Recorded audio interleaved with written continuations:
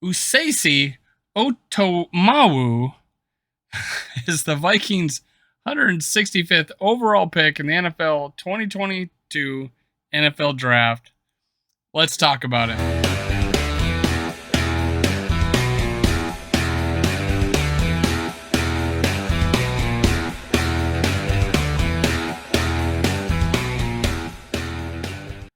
Welcome to Minnesota Sports Talk. I'm your host, David Shelsky.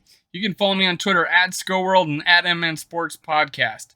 Now, stop what you're doing, scroll down a little bit on the page, click like, click subscribe, and heck, even ring the bell.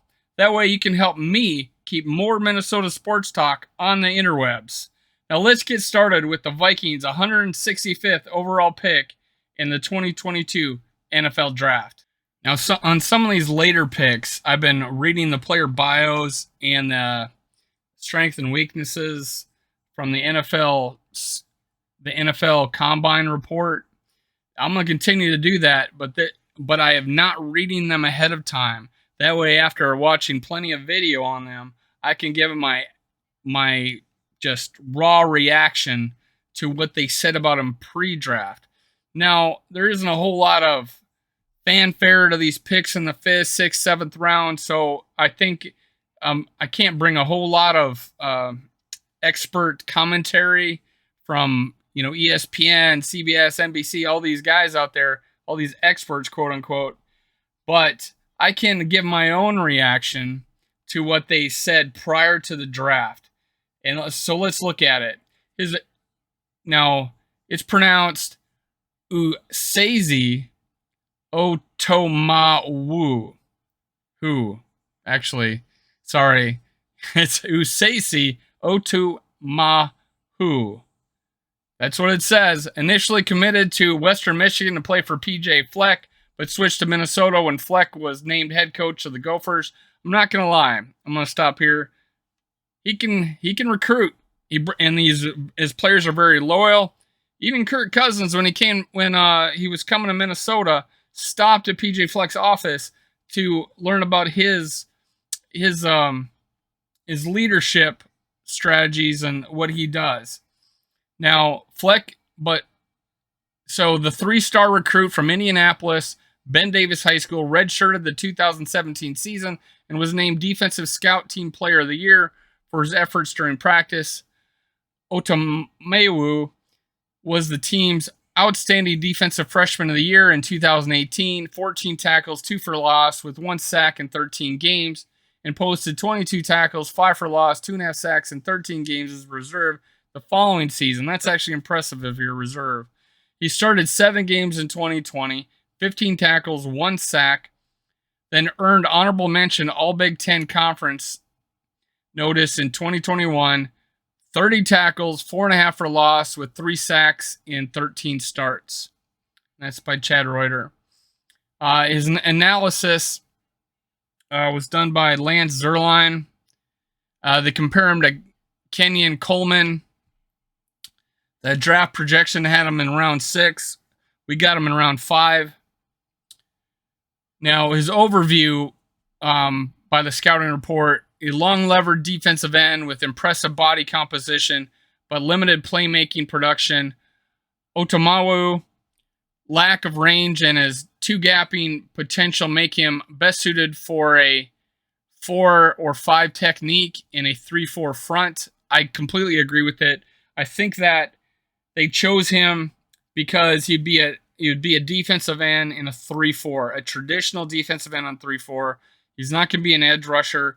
He can play. He's good enough on the outside, not the outside, but on a 3-4 defensive end to be a pass rush, to stay in there on pass rush downs.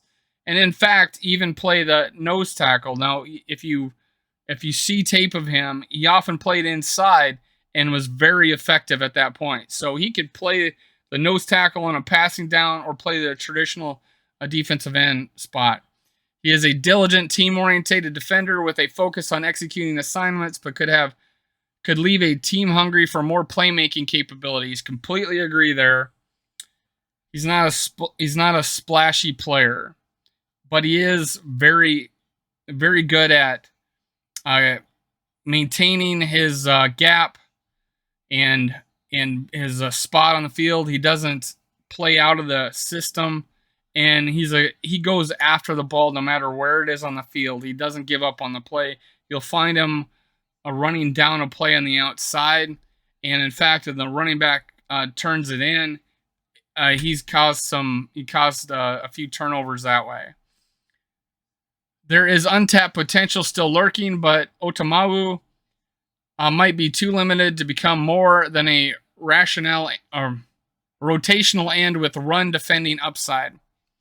So he definitely has a run defending upside. He could be definitely a rotational player. I think that's where he will be, at least for the first year, if he makes the roster, which I think he will. Now, it's not loaded with high end talent on our interior alignment. I'm saying interior, but our in a 3-4, our nose guard and our two ends. It's not loaded there, so he will be able to fight for opportunity to play. So, and we'll get into his strengths and his weaknesses. But before that, let's talk about his measurables. His height was 6'5", 282 pounds, 34.5-inch arms, hands 9 inches. 34.5-inch arms. He has, and you'll see this on the field, and he's 6'5". He has length. And he makes a lot of plays because of how long he is. He's overshot he's got juked by a quarterback, and I seen him reach out, grab him, pull him down. That's how he is. He's able to make a play because of his length. And you'll see that if you go watch a video of it. Now, his strengths, he keeps his motor running throughout the rush. Very true. I seen him do a stunt. He does a kind of like a twist, and then he does a 360, and he's right there falling down, still going at the quarterback's feet, makes a sack. It's pretty impressive. He doesn't give up on plays, and you'll see that in his pursuit. Shows understanding of rush angles. I can see that. He shows leverage, and he's able to get to the ball by not giving up his position. Highly effective swim counter bypass inside edge. So I do see him do multiple moves. That's true. He does have a swim move. Better pull rush, likely with stab and run implementation. I have no idea what that means. It says stab and run implementation. Bull rush, I could see that. He is a very strong guy. I don't think he's going to be doing it too often. I don't necessarily agree with that. Quality pick setter and end tackle twists. Agreed. He does help out in stunts. I've seen videos on that. Displayed ability for 1 or 2 gap schemes. I believe he's good. I believe he can play either. He's a big body. He's not a 300-pounder, but he's 280 something. So he's very strong, and he's got a lot of length. He can get his hands on the offensive guard tackles before they can. Attentive to pad level on the move. I could see that. Grappling talent to maintain gap integrity. I can see that too. He fights to stay in his position. Willing to constrict the lane and spill the action wide. That happens a lot. I agree. And then he's able to run the play down. Reads and beats blocks to contain positioning. He does. I mean, he's a very solid player, but he's not splashy. He's not dominant. And that's why he's in the 5th round or later. Weaknesses, disappointing career production for the physical profile. Agreed. If he had showed more early, I think he'd be a higher pick. Linear rush is gradual and telegraphed. He's coachable. I think he's going to get some moves. I think he's going to get better. Comes forward with straight-legged charge that is too easy to thwart. I seen him do both. I seen him where he's just a statue. I seen him where he's on the move and causing havoc. I think it's the right coach, the right defense. I think he could be a playmaker. Again, this is why he's down in the 5th round. Needs to develop more than a swim counter. Probably true, although his move is pretty good. He's going to have to know more than just that. That is, you know, the that move is seen every day. There's got to be more to his repertoire, and again, down to coaching, he'll get more of that. Below average playmaking range as an end. I don't think he's got the speed to be a very big splash player, and that's why he's not. Change of direction is labored and sluggish. I can see this.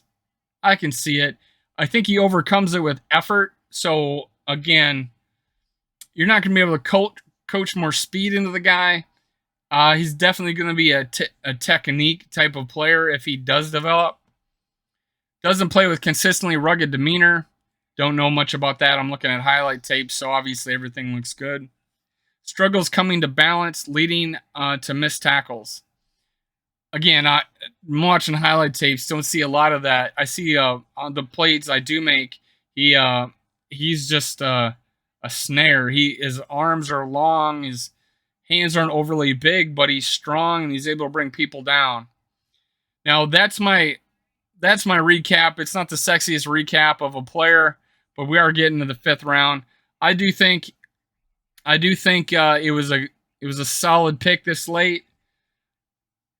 You hope for a little more splashy of a player if you can, but because of the 3-4 defense, I think it's a solid pick for the fit of the defense. Plus, he didn't have to travel too far, and this guy is happy as heck to be a Minnesota Viking.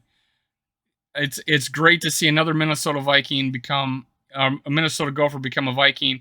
It is said that it was the last time was in 2010. It was Nate Triplett, the 167th overall pick. Otomewo was 165, so right in there. Let's see. Here's some quotes. We did a lot of sub packages where I was lined up everywhere during that for the Vikings would be amazing too.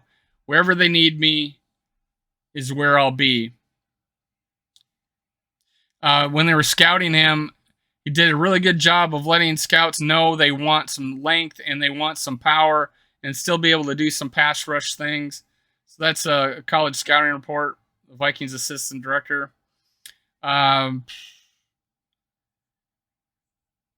So he has. It is my opinion that this guy has room to grow. He's solid in the 3-4 at defensive end. I look for good things to come of him. Just keep an eye out on him. He'll be able to fight for even a starting position on this defensive line at the traditional end position, not at edge, but end position on early downs, early and run downs. So you'll see this guy on the field, I think. That's it for today. Minnesota Sports Talk. I'm your host, David Shelsky. Follow me on Twitter at SkullWorld, at MN Sports Podcast. Now, if you're still here, click like, click subscribe, even ring the bell. Help me keep more Minnesota Sports Talk on the interwebs. Have a great night. Talk to you soon.